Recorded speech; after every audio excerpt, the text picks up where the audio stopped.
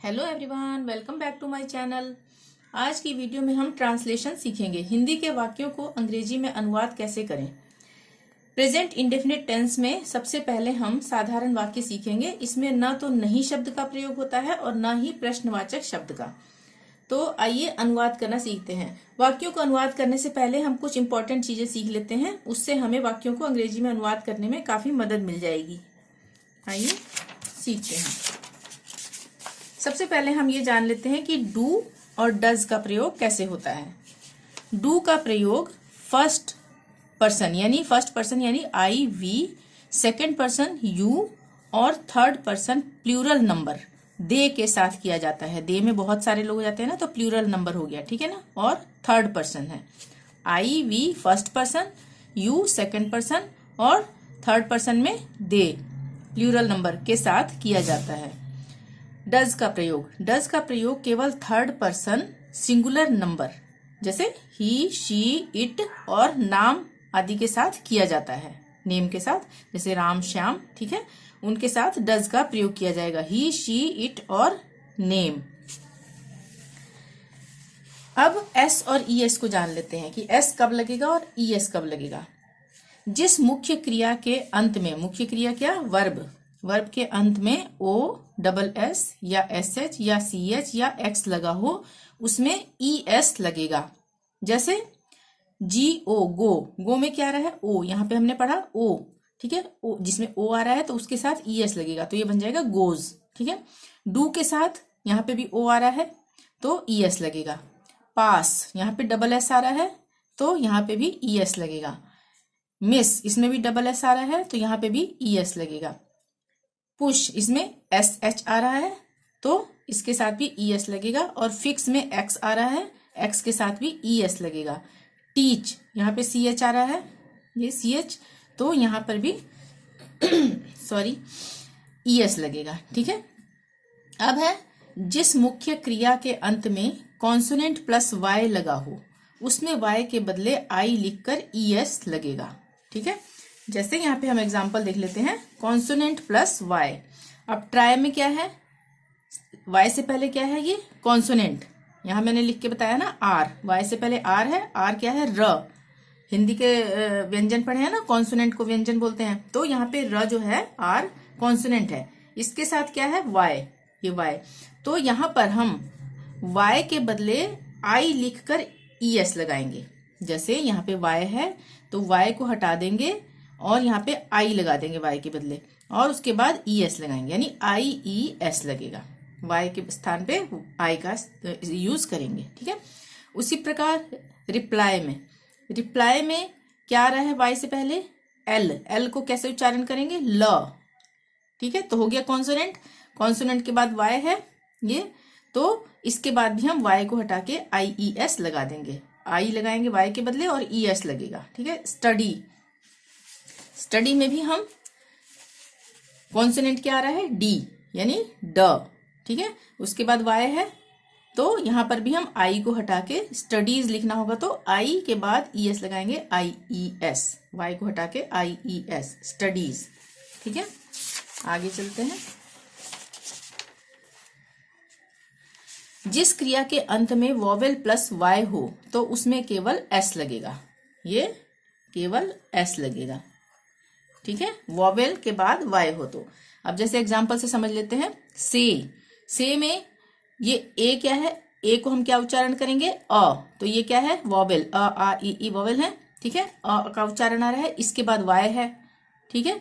तो यहां पे हम एस लगाएंगे, यानी S A Y S, says. उसी तरह से play, P L A Y, play में वाई से पहले क्या है, वॉवेल, ए, अ, ठीक है, उसके बाद वाई है, तो यहां पे भी हम एस लगाएंगे, प्लेज।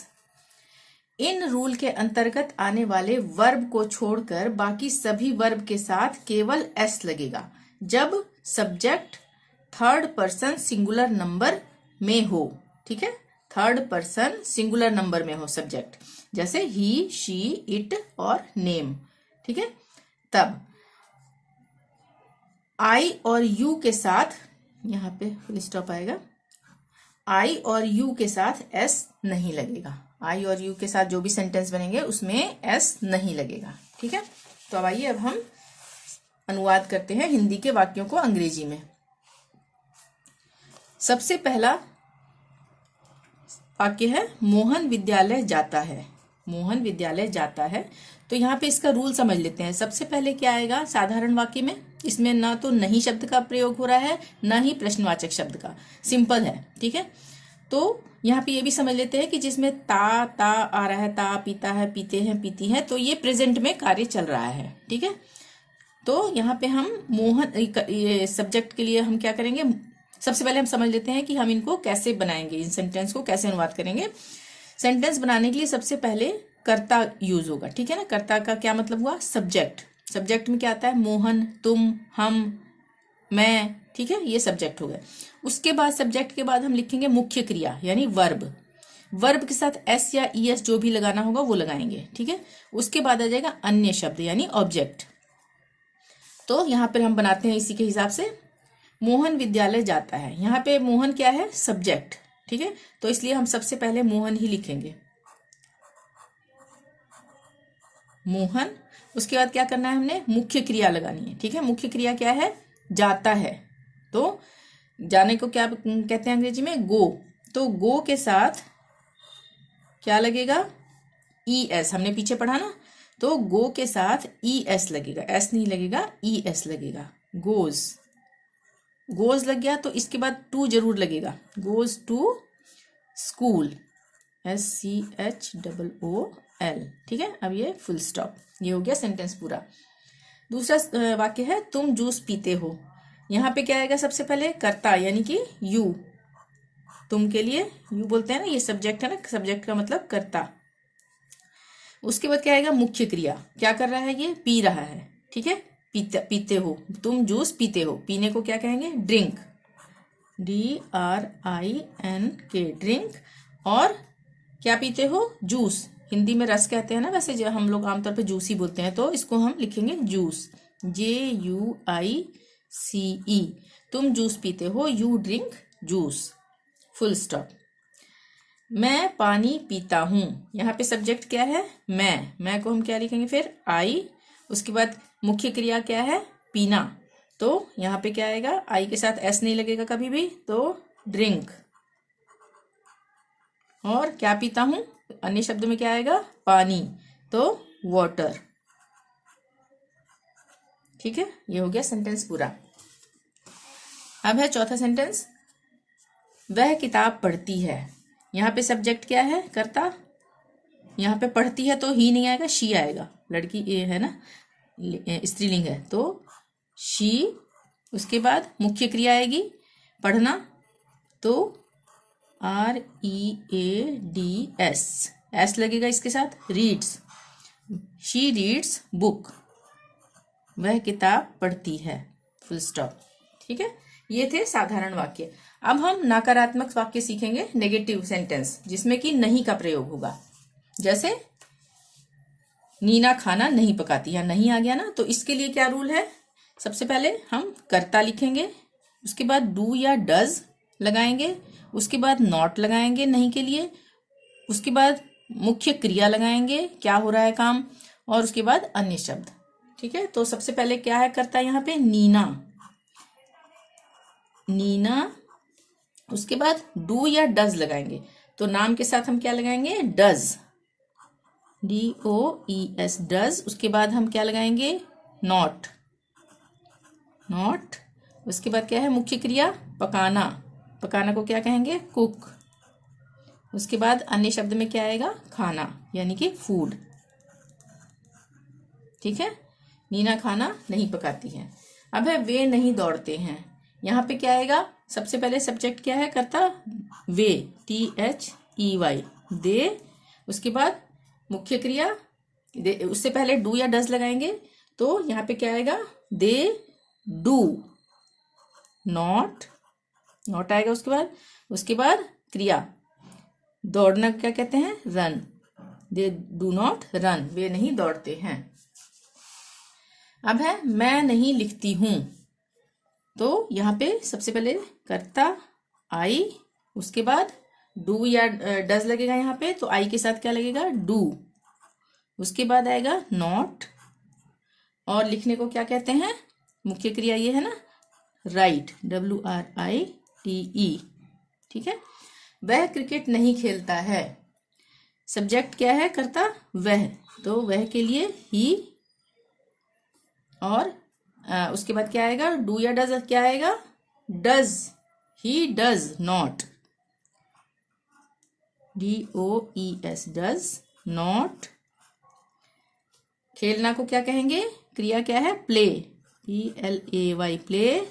और अन्य शब्द में क्या आएगा? Cricket, CRICKET, cricket. He does not play cricket. अगर यहाँ पे लड़की होती, स्त्रीलिंग होता, तो क्या आता? शी। ठीक है। अब हम आगे चलते हैं प्रश्नवाचक वाक्य को अनुवाद करने के लिए। यहाँ पर इसका भी रूल है, ये समझ लेते हैं। प्रश्नवाचक में सबसे पहले तो एक तो होते हैं जिनमें कि पहले लगा होता है प्रश्नवाचक शब्द क्या, जैसे क्या, क्या, क्या, सब में लगा ना, क्या सोहन खाना खाता है, क्या सीमा किताब पढ़ती है। ठीक है। और एक होता है कि जिसमें बीच में आता है क्या, जैसे मनोज खाना क्यों नहीं खाता है, मनोज खाना क्यों नहीं खाता है। ठीक है। तुम कहाँ रहते हो, यहाँ बीच में आ रहा है। ठीक है। तो सबसे पहले हम जिसमें प्रश्नवाचक शब्द पहले यूज हो रहा है वो सीखते हैं। तो उसके लिए क्या रूल है? सबसे पहले डू या डज लगाएंगे, जिसमें कि पहले आ रहा हो प्रश्नवाचक शब्द, डू या डज लगाएंगे, फिर कर्ता यानी कि सब्जेक्ट, फिर मुख्य क्रिया वर्ब, और फिर अन्य शब्द। ठीक है। तो सबसे पहले क्या सेंटेंस है? क्या सोहन खाना खाता है। तो यहाँ पे हम डू या डज का प्रयोग करना है हमने, तो यहाँ पे सोहन के साथ प्रयोग होगा डज। ठीक है, DOES, डज। उसके बाद कर्ता यानी कि सोहन, सोहन। उसके बाद मुख्य क्रिया खाता है, खाना है ना, यहाँ पे क्रिया खाना है, तो खाने के लिए ईट। उसके बाद अन्य शब्द में क्या आएगा? खाना यानी कि फूड।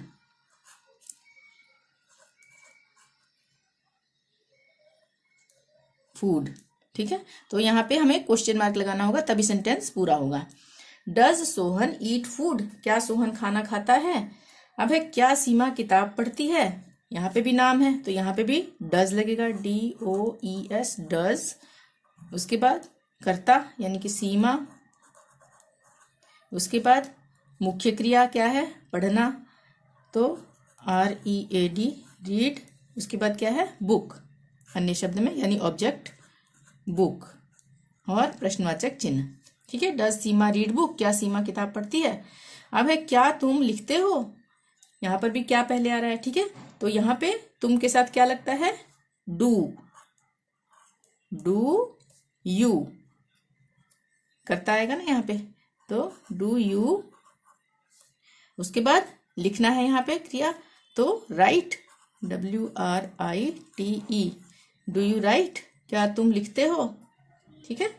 अब हम उन प्रश्नवाचक वाक्यों को जानेंगे जिनमें बीच में क्यों, क्या, कब लगा होता है। ठीक है। पहले नहीं यूज होगा वो।